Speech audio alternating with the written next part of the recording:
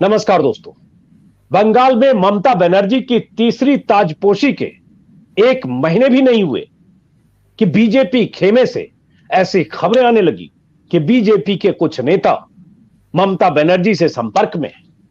इसमें बीजेपी के कुछ बड़े नेता भी शामिल हैं बंगाल के। इसमें कुछ ऐसे नेता भी हैं जो टीएमसी छोड़कर बीजेपी में गए थे, हार गए, अब घर वापसी चाहते हैं। इसमें कुछ ऐसे विधायक भी हैं जो टीएमसी छोड़कर बीजेपी में गए, जीत गए, फिर भी आना चाहते हैं। कहा यह भी जा रहा है बीजेपी के भी कुछ विधायक ममता बनर्जी या उनके सिपह सालारों के संपर्क में हैं, क्योंकि उन्हें लगता है सत्ता पाने के लिए, सत्ता में साझेदारी के लिए बीजेपी के टिकट पर लड़े थे, क्योंकि उम्मीद थी कि बीजेपी सरकार बनाएगी। दावे ऐसे ही थे अमित शाह और मोदी के। लेकिन ममता बनर्जी 200 से ज्यादा सीटों के साथ सत्ता में तीसरी बार काबिज हुई सत्ता पर, तो बेचैनी बीजेपी खेमे में है, क्योंकि उन्हें न तो सत्ता मिली, न अगले 5 साल तक कुछ ऐसा मिलने वाला है जिस उम्मीद में बीजेपी के पाले में गए थे या बीजेपी के टिकट पर लड़े थे। तो क्या होने वाला है बंगाल में? क्या बीजेपी खेमे में वाकई भगदड़ मचने वाली है? और इस बीच एक बड़ी खबर यह हुई कि मुकुल रॉय, जो कभी ममता बनर्जी के बहुत खास हुआ करते थे, टीएमसी के संस्थापकों में से एक थे, बीते 3 साल से बीजेपी में है, बीजेपी के टिकट पर विधायक बने। मुकुल रॉय बीजेपी नेताओं से कई दिनों से संपर्क में नहीं थे, लेकिन कल अचानक उनके पास प्रधानमंत्री मोदी का फोन गया। कहा जा रहा है 2 से 3 मिनट तक मुकुल रॉय की बातचीत की वजह मुकुल रॉय की पत्नी की बीमारी और उसके बारे में मिजाज पुरसी के लिए फोन किया प्रधानमंत्री ने। लेकिन कहा यह भी जा रहा है कि अचानक मुकुल रॉय से प्रधानमंत्री मोदी की बातचीत या मोदी का फोन करना कुछ कहता है, क्योंकि कहा यह जा रहा है मुकुल रॉय नाराज है अपनी स्थिति को लेकर, अपनी हैसियत को लेकर। जिस उम्मीद से बीजेपी में गए थे वो उम्मीद उनकी शायद पूरी नहीं हुई। अभी एक मामूली विधायक हैं, जो शख्स कभी दिल्ली की सत्ता में, दिल्ली की सरकार में केंद्रीय मंत्री रहा हो, यहां तक कि कैबिनेट मंत्री रहा हो, रेल मंत्री रहा हो, वो शख्स बीजेपी के टिकट पर जीता हुआ मामूली विधायक है। उम्मीद थी कि उन्हें केंद्रीय मंत्रिमंडल में शामिल किया जाएगा, अब तक शामिल नहीं हुए। तो कई सवाल, और इन सबसे बड़ी बात, मुकुल रॉय को उम्मीद रही होगी कि बीजेपी की सत्ता आएगी बंगाल में तो उनकी हैसियत बढ़ेगी। बीजेपी की सत्ता तो नहीं आई, बीजेपी विपक्ष में है, लेकिन हैसियत शुभेंदु अधिकारी की बढ़ गई। शुभेंदु अधिकारी बीजेपी के नेता विपक्ष हैं, सबसे बड़े चेहरे हैं, और मुकुल रॉय कहीं नहीं है। और कहीं नहीं होने का मतलब, दरअसल मुकुल रॉय के बारे में कहा यह जा रहा है बीजेपी नेतृत्व से भी वो दूर है, संवाद कम है, नाराजगी है। और इस बीच मुकुल रॉय के बेटे शुभ्रांश रॉय, जो बीजेपी के टिकट पर चुनाव लड़कर हार चुके हैं, उनकी तरफ से एक फेसबुक पोस्ट की भी खबर है, जिसमें उन्होंने नसीहत दी अपनी ही पार्टी के नेताओं को कि टीएमसी पर हमला करने की बजाय आत्ममंथन करना चाहिए। तो इन सब के क्या मतलब है? पीएम के फोन कॉल का क्या मतलब है? क्या वाकई कुछ ऐसा होने वाला है? ऐसे कई सवाल हैं, और ये सवाल सिर्फ ममता बनर्जी की ताजपोशी के 1 महीने के भीतर लगातार उठ रहे हैं। तो इसी मुद्दे पर बात करने के लिए अभी हमारे साथ हैं प्रभाकर मणि तिवारी जी, हमारे साथी हैं, पुराने वरिष्ठ पत्रकार हैं, बंगाल में रहते हैं, कोलकाता में। चुनाव के दौरान भी हमारे साथ आपने प्रभाकर जी को देखा होगा। तो उनके जरिए मैं भी कुछ समझूंगा, और जो वो बताएंगे उससे आप भी कुछ समझेंगे, क्योंकि वो कोलकाता में है, बंगाल की राजनीति की नब्ज को पहचानते हैं। तो प्रभाकर जी, आप ही से सबसे पहला तो यही कि प्रधानमंत्री मोदी के मुकुल रॉय को फोन जाने का क्या मतलब समझा जाए?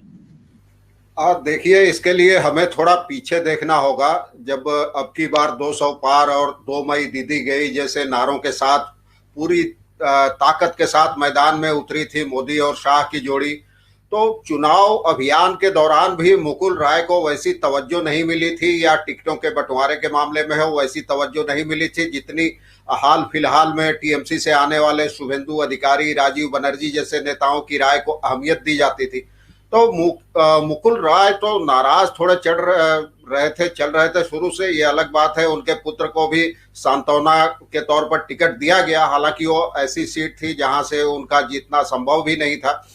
तो मुकुल राय बहुत पहले से नाराज थे। उनकी नाराजगी और बढ़ी जब विपक्ष के नेता के तौर पर शुभेंदु का नाम आगे बढ़ाया केंद्रीय नेतृत्व ने, यानी मोदी और शाह ने। मुकुल राय उस समय भी अपने आवरण में एक तरह से सिमट गए थे और चुनावी नतीजों के बाद भी उनका कोई बयान आप देखेंगे नहीं है। फिर 11 मई से उनकी पत्नी कोरोना संक्रमित होकर अपोलो अस्पताल में यहाँ भर्ती हैं कोलकाता में, लेकिन बीजेपी के राज्य या केंद्र के किसी नेता ने एक बार भी न तो वहां जाके मिजाज पुरसी की और न ही फोन पर खैर खबर ली। इससे मुकुल राय काफी नाराज चल रहे थे और उन्होंने अपने करीबियों से कहा भी था कि ये हालत है, मैंने बीजेपी के लिए इतना कुछ किया। और आप जानेंगे कि मुकुल राय को बंगाल की राजनीति का चाणक्य कहा जाता है। उनकी हैसियत पहले कुछ साल पहले तक वैसी ही थी जैसी अभी अमित शाह की केंद्र में और असम में हिमंत बिस्व शर्मा की है। टीएमसी को गांव गांव में टीएमसी का संगठन मजबूत करने में सबसे अहम भूमिका मुकुल राय की थी और वो संगठन के आदमी माने जाते हैं। तो ऐसे व्यक्ति का वो गए थे काफी उम्मीदों के साथ बीजेपी में, लेकिन उनकी उम्मीदें पूरा तो होना कोई संभव ही नहीं लग रहा था। उल्टे उन्हें कई बार अपमानित महसूस करना पड़ा, चाहे टिकटों का बंटवारा हो या विपक्ष के नेता का चुनाव हो। पहले माना जा रहा था कि केंद्र में शायद उनको कोई अहम मंत्रिमंडल में पद दिया जाए, लेकिन वैसा भी नहीं हुआ। तो और सबसे ताजा मामला ये था कि उनकी पत्नी की बीमारी में भी किसी नेता ने खोज खबर नहीं ली थी।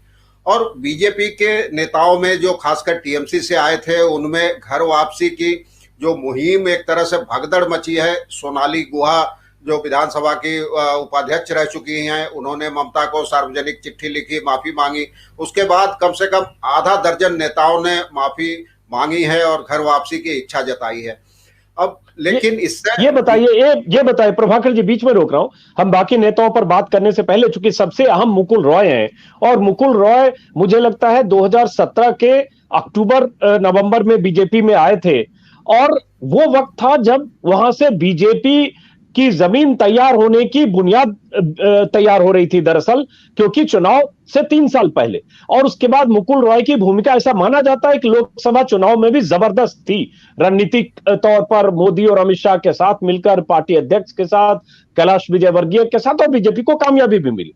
लेकिन अब जो आप कह रहे हैं नाराजगी और कोई अहम भूमिका नहीं होना, लेकिन क्या यह आपको लगता है कि क्या यह कयास है जो 1 महीने से लगाया जा रहा है क्योंकि उनकी नाराजगी को लेकर या नेतृत्व से कम बात कर रहे हैं? हालांकि उन्होंने ट्विटर पर एक बार कहा भी कि मैं पार्टी के साथ हूं, या वाकई ऐसा होता दिख रहा है और ऐसा हो सकता है? और अगर ऐसा होगा तो इसकी क्या वजह लगती है? क्या टीएमसी में उनको मिल जाएगा जिससे वो टीएमसी जाएंगे? देखिए, ये अगर कयास है, धुआं अगर उठ रहा है तो कहीं ना कहीं आग जरूर होगी। पहले हमने देखा है शुभेंदु और राजीव बनर्जी के समय भी ऐसे ही कयास धीरे धीरे तेज हुए और आखिर वही हुआ जिसका कयास लगाया जा रहा था, वो बीजेपी में शामिल हो गए। तो ये चुनावी नतीजों के कुछ दिनों के बाद से ही ये कयास लगातार तेज हो रहे हैं। अब इनको और बल मिला है और मुझे लगता है कि इसी डर से मोदी और अमित शाह की जोड़ी ने फोन किया, हालचाल लिया, और ये अचानक नहीं हुआ। 2 दिन पहले बुधवार को ममता के भतीजे सांसद अभिषेक बनर्जी अस्पताल गए, उन्होंने शुभ्रांशु राय से मुलाकात की। उसके बाद बीजेपी में हलचल मची। अभिषेक के लौटते ही प्रदेश अध्यक्ष दिलीप घोष वहां पहुंचे और उसके अगले दिन प्रधानमंत्री का फोन आना। तो इससे लग रहा है कि कहीं ना कहीं कुछ खिचड़ी पक रही है, नाराजगी अब सतह पर आ रही है और ये केंद्रीय नेतृत्व को भी इसका अब अंदेशा होने लगा है कि शायद चले जाए। जहां तक तृणमूल का सवाल है, तृणमूल कांग्रेस प्रमुख ममता बनर्जी ने चुनावी नतीजों के बाद ही कहा था कि अगर कोई आना चाहे ऐसे असंतुष्ट बागी नेता तो उनके लिए दरवाजे खुले हैं। हालांकि कुणाल घोष जो प्रवक्ता है, कल उन्होंने कहा था कि अभी कोई फैसला नहीं हुआ है, लेकिन शनिवार को टीएमसी की एक बहुत अहम बैठक है चुनाव के बाद पहली बार, और मुझे बताया टीएमसी के नेताओं ने कि उसमें घर वापसी वाले नेताओं के भविष्य पर फैसला होने की संभावना है दूसरी चीजों के अलावा। तो इसे ध्यान में रखते हुए ही अब अमित शाह और हालांकि मुकुल राय के बेटे ने किसी संभावना से इनकार नहीं किया है। उनसे कल पूछा गया था कि क्या आप टीएमसी में वापस लौटेंगे, तो उन्होंने कहा अभी तो पहले मां स्वस्थ हो जाए, उसके बाद बाकी बातों के बारे में सोचेंगे, राजनीति तो चलती रहेगी। तो इससे इन कयासों को और बल। एक मिनट, हाँ सही कह रहे। इसका मतलब ये बहुत अहम है। एक होता है कि आउटराइट रिजेक्ट करना कि ये मुमकिन नहीं है, क्या बात कर रहे हैं, मैं क्यों बीजेपी में जाऊंगा, या पापा क्यों जाएंगे, माफ करें टीएमसी में क्यों जाऊंगा या क्यों जाएंगे। लेकिन ये कहना कि अभी देखेंगे और अभी वक्त नहीं है, तो इसका मतलब एक दरवाजा या एक गुंजाइश खुली छोड़ रहे हैं, यही माना जाए ना। हाँ, यही माना जा रहा है। शुभ्रांशु का पहले का भी ट्वीट देखें उनको कि टीएमसी पर हमले करने के बजाय आत्ममंथन करना चाहिए। और तो उसके बाद ये ताजा बयान जो कल का है कि अभी माँ की बीमारी पहले है, उसके बाद सोचेंगे इस बारे में। राजनीति तो चलती रहती है, अपनी गति से चलती रहती है। तो इससे कयासों को, खासकर कल प्रधानमंत्री के फोन के बाद मुकुल राय को, और कयास थमने की बजाय मुकुल राय के टीएमसी में लौटने के कयास और तेज हुए हैं। माना जा रहा है कि कहीं ना कहीं कुछ खिचड़ी पक रही है, इसीलिए फोन किया था मोदी ने। जी, अब दो बात आती है, एक तो अभिषेक का जाना, ममता बनर्जी के भांजे का वहां जाना, मिलना, और तब जब दोनों में तनातनी हो टीएमसी के खिलाफ, टीएमसी को नुकसान पहुंचाने के लिए, ममता बनर्जी का रथ रोकने के लिए, सत्ता में ना आ पाए इसके लिए मुकुल रॉय का बीजेपी से हाथ मिलाकर पूरा जोर लगा देना, और उस मुकुल रॉय के पास अभिषेक का जाना, तो पहला ये सिग्निफिकेंट है। लेकिन दूसरा एक सवाल यह है, और उसके बाद फिर इस पे आऊंगा, कि ऐसा तो नहीं चूंकि मुकुल रॉय को केंद्रीय मंत्रिमंडल में शामिल नहीं किया गया, मामूली विधायक बनकर बैठे हैं, शुभेंदु अधिकारी नेता विपक्ष हो गए, उनको कोई राजनीतिक भविष्य अभी नहीं दिख रहा है, जिस भी वजह से एक्सपेंशन नहीं हो रहा है, तो कोई आर्म ट्विस्टिंग तो नहीं कर रहे हैं कि जो करना है जल्दी अकोमोडेट करो, कहीं हमें अहम मंत्रालय दो। मुझे नहीं लगता। मुकुल राय का जो पिछला रिकॉर्ड देखें तो ऐसे वो आर्म ट्विस्टिंग वाले हैं नहीं। और बीजेपी में उनकी नाराजगी कोई पहली बार नहीं है। लोकसभा चुनाव के पहले भी एक बार जब तवज्जो नहीं मिली थी उनको, तो वो अलग अपना बैठने लगे थे, सॉल्ट लेक स्थित अपने अलग घर के दफ्तर में बैठने लगे थे। महीनों यहाँ बीजेपी मुख्यालय नहीं आए थे। फिर किसी तरह मान मनौवल के बाद, चुनाव के बाद वो आने लगे, लेकिन अब भी बहुत कम आते हैं। और खासकर पिछले एक महीने में तो शायद एक आध बार ही बीजेपी मुख्यालय आए होंगे। और यहाँ एक बात और मैं ध्यान दिलाना चाहूंगा कि कल शुभ्रांशु ने एक और अहम बात कही थी। उन्होंने ममता बनर्जी और अभिषेक की सराहना की थी। कहा था कि ममता बनर्जी और अभिषेक, बीच बीच में ममता बनर्जी मुझे फोन कर मेरे पापा यानी मुकुल राय और माँ के स्वास्थ्य के बारे में पूछताछ करती रहती है। हमारा पारिवारिक रिश्ता है और ये राजनीति से परे है ये संबंध। तो ये बहुत अहम है उनके बयान को, ये बयान कल वाला ध्यान में रखा जाए तो। अब ये भी तो है कि मुकुल रॉय की चाबी सीबीआई के पास है, नारदा स्टिंग में फंसे, हालांकि उन्होंने डायरेक्ट पैसा लेते हुए उनका वीडियो नहीं है, लेकिन 15 लाख की डील करते हुए उनका वीडियो है कि मेरे उस फला अधिकारी को दे दो, जो आईपीएस अधिकारी को दिया भी गया 15 लाख। उसमें वो आईपीएस अधिकारी गिरफ्तार भी हुए, सस्पेंड भी हुए, अभी भी शायद सस्पेंडेड या डिसमिस्ड है। तो मुकुल रॉय की चाबी भी तो है केंद्र के पास।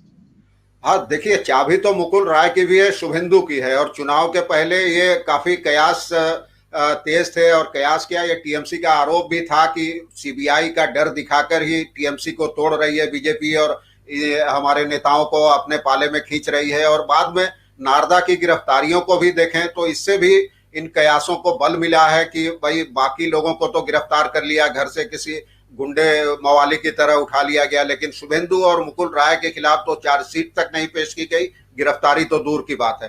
तो मुकुल राय बहुत रणनीतिकार माने जाते हैं। तो मुझे लगता है अगर वो अपना ऐसी कुछ कर रहे हैं तो उन्होंने अपने पत्ते अभी खोले नहीं है पूरी तरह, और कुछ न कुछ तो अपना तुरुप का पत्ता अपने पास रखा होगा उन्होंने। अब ये बताइए कि और कौन कौन नेता है जिनके बारे में जिक्र है। जैसे सोनाली ने चिट्ठी लिखी, उस पर मैंने भी बात की थी, और कुछ लोगों के बारे में जिक्र है। और कौन कौन ऐसे हो सकते हैं जिनकी चर्चा है वहां, चूंकि आप कोलकाता से बोल रहे हैं।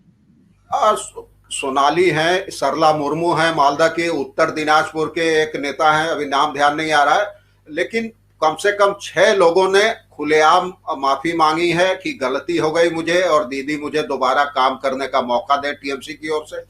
6 तो ये सार्वजनिक हैं। और बाकी कल टीएमसी के प्रवक्ता कुणाल घोष ने दावा किया था कि बीजेपी के कम से कम 10 विधायक और 3 सांसद हमारे संपर्क में हैं। इसीलिए उन्होंने संकेत दिया था कि अब 6 तारीख शनिवार की जो बैठक है उसमें इस बारे में, घर वापसी के बारे में कोई रणनीति बनाई जा सकती है और इसका फैसला किया जाएगा। तो बीजेपी के लिए अब अपना कुनबा संभालना बहुत मुश्किल हो रहा है। और आपको याद होगा पहली पार्टी है, पहला राज्य है जहां तमाम विधायकों को एक बात आपने अहम कही प्रभाकर जी, एक अहम बात आपने कही कुणाल घोष के हवाले से कि उन्होंने दावा किया कि बीजेपी के 10 विधायक उनके संपर्क में हैं। जो दल बदल कानून है उसके मुताबिक अगर 77 विधायक बीजेपी के हैं तो दल बदल करने के लिए 2/3 चाहिए, तो 2/3 तो होगा नहीं। तब फिर यह कैसे मुमकिन है? अब एक तरीका कर्नाटक और एमपी में हुआ कि सिंधिया के समर्थक 20-22 विधायकों ने विधायकी से इस्तीफा दे दिया, सरकार गिर गई, अल्पमत में आ गई। एक आजकल वो नया फॉर्मूला बीजेपी राज में आया इस्तीफा देने का, फिर उपचुनाव होगा, उपचुनाव में जो फैसला होगा। क्या ये रास्ता हो सकता है? क्या कैसे होगा ये मुमकिन, कैसे होगा? मुझे लगता है यही रास्ता है, यही फार्मूला। अब ये कामयाबी के साथ ये फार्मूला कामयाब हो गया है, तो यहाँ भी हो सकता है यही फार्मूला आजमाया जाए, क्योंकि अब जो राज्य में फिलहाल कानूनी माहौल है वो बीजेपी के खिलाफ है। और आज की तारीख में अगर दोबारा चुनाव हो तो बीजेपी का मुझे लगता है कि अभी जितनी सीटें मिली है उतनी भी नहीं मिलेगी, और बाद में हिंसा की आग में जो घी डालने के लिए फर्जी तस्वीरें, वीडियो इस्तेमाल किए गए, जिस तरह नारदा कांड में गिरफ्तारियां हुई या मुख्य सचिव के मुद्दे पर जो विवाद हुआ, इससे एक बीजेपी के खिलाफ माहौल बना है। और इससे बीजेपी के कुछ पुराने नेताओं में केंद्रीय नेतृत्व से नाराजगी भी है। वो नाम नहीं छापने की शर्त पर ऑफ द रिकॉर्ड बता रहे हैं कि ये नहीं करना चाहिए था, इससे गलत छवि बनी है और लोगों में एक गलत संदेश गया है। क्योंकि बंगाली बनाम गैर बंगाली वाला विवाद ममता ने भी शुरू किया था कि बंगाली हैं इसलिए सता रहे हैं, तो पुराने नेता कुछ नाराज हैं। वो तथागत राय भी नाराज हैं जो राज्यपाल थे मेघालय के और यहाँ पूर्व अध्यक्ष थे, उन्होंने तो बाकायदा ट्वीट भी किया है समय समय पर। तो ये सब चीजें चल रही है, तो बीजेपी के लिए मुझे लगता है आने वाले दिनों में कुछ मुश्किलें पैदा होंगी। अच्छा ये बताइए, ये सब स्पेकुलेशन पे हम बात कर रहे हैं, अब वो अगर टीएमसी में आ जाए मुकुल रॉय तो क्या मिलेगा उन्हें? वो वफादारी मिलेगी जो उन्हें ममता बनर्जी के साथ रहने से 3 साल पहले, हालांकि 3 साल 4 साल पहले अगर देखें जब छोड़ा, उसके पहले कुछ तनातनी थी, लेकिन शुरुआती 10-15 साल अगर देखें टीएमसी बनने से लेकर केंद्र में मंत्री तक। मुझे लगता है अगर मुकुल राय आ जाए तो टीएमसी में उनका रुतबा फिर पहले जैसा ही होगा, क्योंकि जब से वो छोड़ के गए हैं टीएमसी तो जो जगह खाली हुई है उसे कोई नेता भर नहीं सका है। ममता ने उनकी जगह शुभेंदु को खड़ा करने की कोशिश की थी, शुभेंदु ने भी धोखा दे दिया, चले गए। लेकिन शुभेंदु और मुकुल राय में बहुत अंतर है। शुभेंदु एक खास इलाके में मजबूत हैं, पूर्व मेदिनीपुर और पश्चिम मेदिनीपुर, जबकि मुकुल राय की पकड़ पूरे बंगाल पे थी। वो कूच बिहार से शुरू कीजिए, अलीपुर से तो बांकुड़ा तक उनकी पकड़ थी, संगठन पर काफी पकड़ थी। तो मुझे लगता है अगर वो वापस आते हैं तो उनको फिर वही रुतबा मिल सकता है तृणमूल कांग्रेस में, क्योंकि उनकी जगह अब तक खाली है। और इसमें एक मकसद शायद टीएमसी का भी ये होगा कि अगर अभिषेक बनर्जी जा रहे हैं और इस तरह से एक दूसरे की तारीफ कर रहे हैं, शुभ्रांश रॉय और अभिषेक बनर्जी का जाना और ये सब, कि भाई उसके बाद लोकसभा चुनाव 2024 में है और टीएमसी जो झटके जबरदस्त खा चुकी है, जोर का झटका, 18 सीटें बीजेपी को जिस ढंग से मिली 2019 में, तो ममता बनर्जी चाहेगी कि 2024 में उससे आगे तो नहीं जाए, बीजेपी की कुछ सीटें कमे और टीएमसी की हैसियत मजबूत हो। तो शायद ये भी एक पीछे वजह होगी कि कुछ ऐसे लोग फिर वापस आए, चाहे जितनी भी गाली देके गए हों। हाँ, ये रणनीति हो सकती है। और हम तो जानते हैं कि राजनीति में ना कोई अस्थाई दोस्त होता है, ना अस्थाई दुश्मन। तो ऐसी पहले कई मिसालें हैं कि कांग्रेस में गए फिर बीजेपी में आए, वहां भी मंत्री रहे, यहाँ भी। तो हो सकता है, कुछ भी संभव है। और अब इसमें बीजेपी को झटका देने के बाद ममता का अगला लक्ष्य निश्चित तौर पे 2024 के लोकसभा चुनाव है, और जो सीटें उससे छीनी है टीएमसी से उनको वापस पाने की रणनीति पर चल रही है। तो हो सकता है इसी रणनीति के साथ, और मुकुल राय की नाराजगी ने इसमें और ईंधन जुटाया है और ममता की इस रणनीति को कामयाब बनाने में, तो कुछ भी संभव है। हो सकता है अगर कल को हम सुने कि पिता पुत्र दोनों आ गए तो किसी को हैरत नहीं होनी चाहिए। और पुत्र तो ऐसे भी चुनाव हार गए तो न खुदा ही मिला, न विसाले सिनम, न इधर के रहे न उधर के, न घर के न घाट के, तो ये भी बेचैनी होगी। हाँ, और अभी तक जो 6 नेताओं ने वो जो वापसी के लिए माफी मांगी, चिट्ठी लिखी है, उनकी हालत भी न घर न घाट वाली है। यहाँ टिकट नहीं मिला, वहां गए, और वहां गए तो टिकट या तो नहीं मिला या तो मिला तो हार गए। जैसे सरला मुर्मू को मालदा में टिकट दिया था ममता बनर्जी ने, तो सूची जारी होने के बाद उन्होंने बीजेपी ज्वाइन कर लिया, वहां दूसरा उम्मीदवार खड़ा करना पड़ा, लेकिन अब वहां भी उनकी स्थिति खराब हो गई, वहां टिकट ही नहीं मिला और जिला परिषद का जो अध्यक्ष पद था वो भी हाथ से चला गया क्योंकि टीएमसी ने तख्ता पलट कर लिया। तो ये सब दिक्कतें हैं, देखा जाए अब आगे क्या होता है। चलिए, बहुत बहुत शुक्रिया आपका प्रभाकर जी। और जो मेरे YouTube चैनल के दर्शक हैं उन्हें बता दूं कि प्रभाकर जी का भी अपना एक YouTube पेज है जिसमें घूमना और देश देशाटन और क्या है, आप अपना YouTube पेज के बारे में बता दें। मैं चाहूंगा कि आपके पेज को भी लोग देखें, पूर्वोत्तर की खबरें, बंगाल की खबरें। चूंकि कोलकाता में रहते हैं प्रभाकर जी, पूर्वोत्तर की नब्ज पहचानते हैं, इसलिए उनके YouTube चैनल को भी आप सब्सक्राइब कर सकते हैं। आप अपने YouTube का नाम बता दें। देश परदेश मेरे है, दर्शकों को। देश परदेश है, पॉलिटिक्स विद प्रभाकर करता हूं। और अभी हाल में मैंने शुरू किया है कि पूर्वोत्तर भारत उपेक्षित रहा है, वहां की खबरें मुख्यधारा, कथित मुख्यधारा की मीडिया में आ नहीं पाती है, तो मेरी कोशिश रहेगी, चूंकि लंबे समय तक वहां भी मैंने काम किया है, तो ऐसी अनूठी खबरों, दिलचस्प खबरों को पेश करने की। चलिए, तो मैं अपने दर्शकों से आज अपने YouTube चैनल को सब्सक्राइब करने का अनुरोध न करते हुए आज प्रभाकर जी के चैनल को सब्सक्राइब करने का अनुरोध करता हूं। और मुझे उम्मीद है कि हमारे दर्शक प्रभाकर जी के YouTube को सब्सक्राइब करके ज्ञान के मामले में, पूर्वोत्तर भारत की खबरों को समझने के मामले में आप समृद्ध होंगे। फिलहाल इस वीडियो को खत्म करते हैं दोस्तों। नमस्कार।